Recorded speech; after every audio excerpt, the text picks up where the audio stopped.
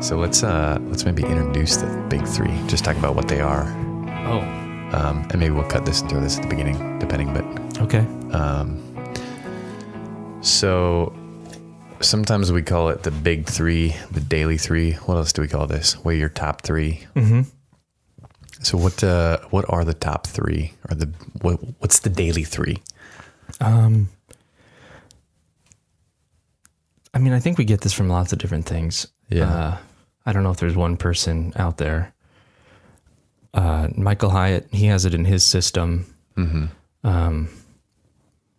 Well, who else has it? I don't know. I think it's in David Allen's Getting Things Done. It's in Get More Done or Do More Better.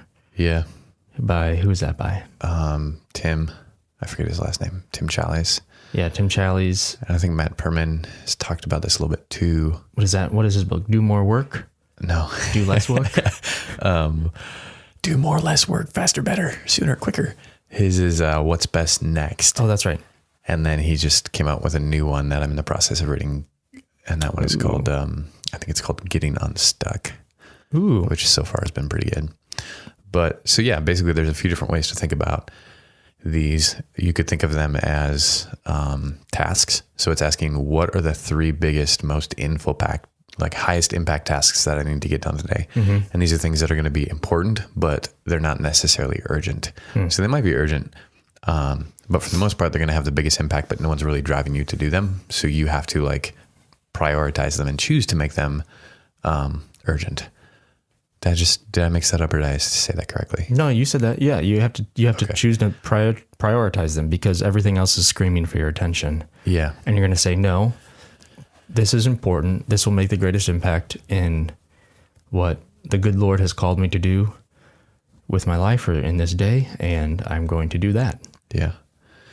Yeah. So, and then the other way to think about that is sort of like projects or like buckets. So sometimes you can have, so I've heard of it this way, is like your top three or your daily three are these projects that you're going to work on. Like what are it's basically choosing, if you make like a list of like the 40 different tasks you have to do today, that can kind of be somewhat overwhelming, and it can be too small of thinking. So then you can sort of experience this overwhelm or anxiety because all of your day is moving from one task to the next, to the next, to the next.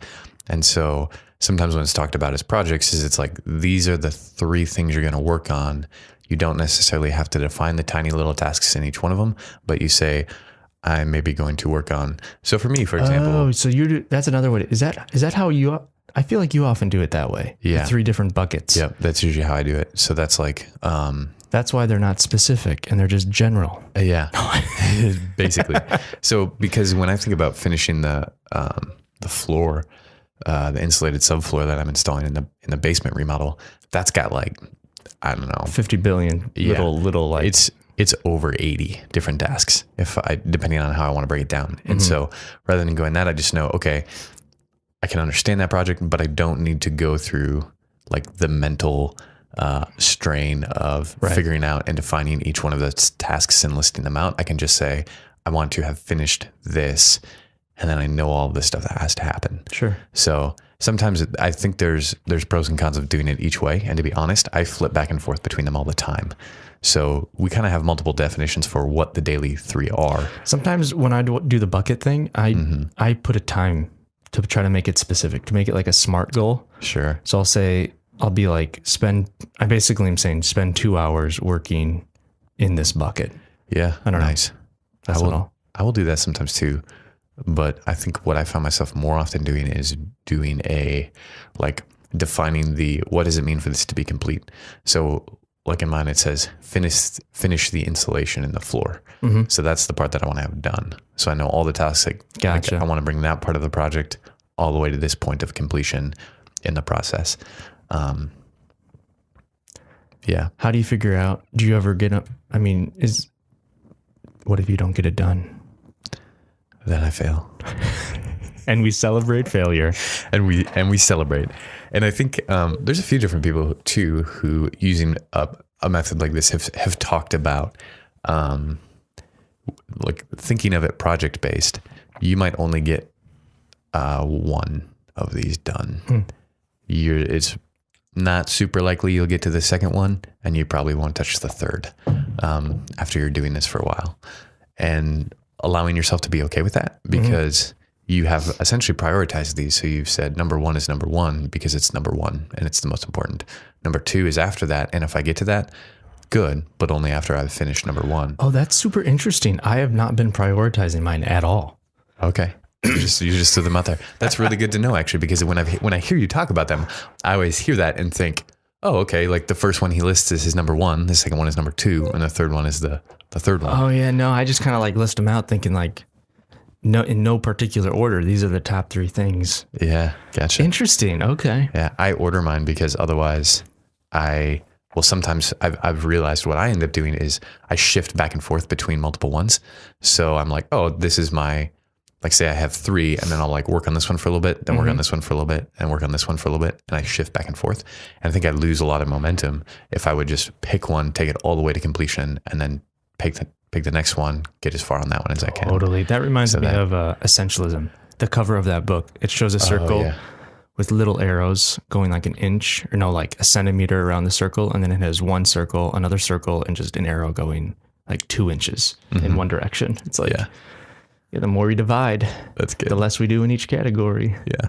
So I think one of the things we're learning from this, like even right now, or one of the observations we can make is the best way, like the best personal productivity system is the one that will actually work for you. Yeah. And so like, even though we're doing something that's similar, and what you'll actually do. Exactly. We're making slight adaptations to it based on like self-awareness, like what we've learned about how we think about our day or think about work within our day and how to achieve it and make it happen. Yes. Sort of like realizing like, oh, that's different. But it's adaptable for what's actually going to work. Yeah. But the general principle behind it or underneath it, however you want to think about that, is if you're aware of like the Eisenhower box or something like that, you have the different 1, 2, 3, 4, important and urgent, important but not urgent. The 4 quadrants. Yeah, the 4 quadrants. Yeah. The urgent but not important, and then the not urgent, not important. Like the goal is to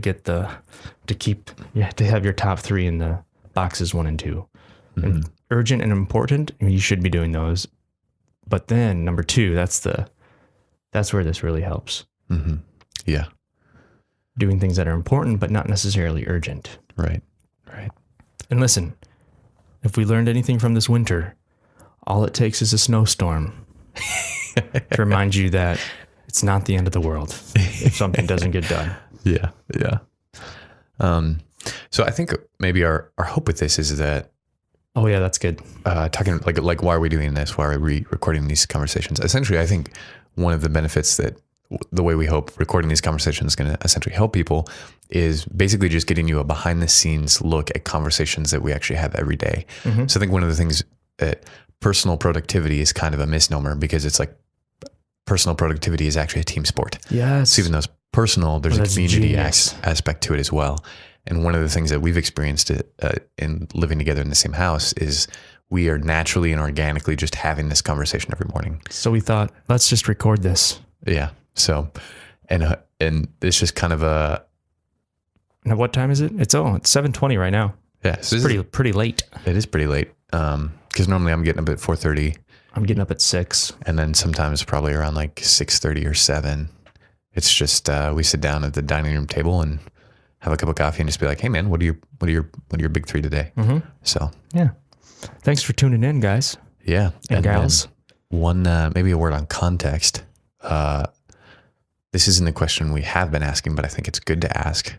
Or it's been a while since we've asked it, but basically, how are your daily 3 fitting into your bigger goals? Yes. Right. So your quarterly and yearly goals, it's like these should be things that are moving you forward in those directions. And so that's probably something that we should start talking weekly. about. Do you do weekly goals? Oh yeah, that's right. We also have the weekly big 3. So we have, I have the annual, the quarterly, and quarterly are just basically goals I pick from my annual that I want to focus on for a quarter. Yeah. Yep. That's how I do it as well. And then, and as you go down each tier from annual to quarterly to weekly to daily, they should be more and more in like your comfort zone of what you can do. So that's something I've learned from Michael Hyatt of Like Totally. your annual goals should be, oh, this scares me. Am I going to be able to do this? Quarterly goals out. are It's like, overwhelming. it's like, Lord, please help me, which are good. And then as you go down to weekly, it's like, I think I can get this done. And daily, it's like, I can do this. I can send 20 emails out, text 20 people to set up fundraising meetings to ask. That's in my comfort zone. Mm-hmm. Yeah. And then I don't know. Yeah. And the weekly goals, whatever, that's combine every day of doing that for fundraising goals for me. And then quarterly, annually, it's like, I want to raise, how much was it? $6,800 a month. It's like, okay, that's a little, for my nonprofit. Okay. That's a little scary. All right. Yeah. That'll freak you out. Yeah. But I can do 20, I can reach out to 20 people today, and that's doable. Yeah. So.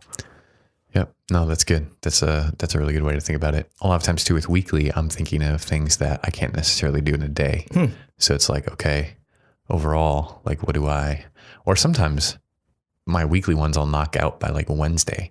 It's very rare that happens, but when it does, it's like cool. Like now I can kind of like 2 extra days. What am I going to do? Yeah. It feels like if you did college in such a way where you didn't actually procrastinate, but you got all of the work done. And then the last 2 months of the semester were just easy because you've already done everything off the syllabus. I think I had one semester in college that was like that, but that semester was great. That's amazing.